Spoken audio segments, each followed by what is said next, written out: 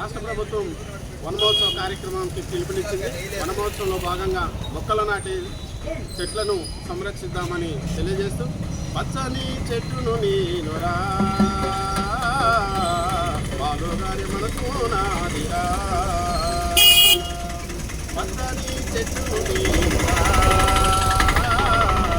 బాలుగారి మనసు నాదిరా నీ అమ్మను నేను కొమ్మను నీకు తోడుగా ఉండే రమ్మను పచ్చని చెట్టును నీనురా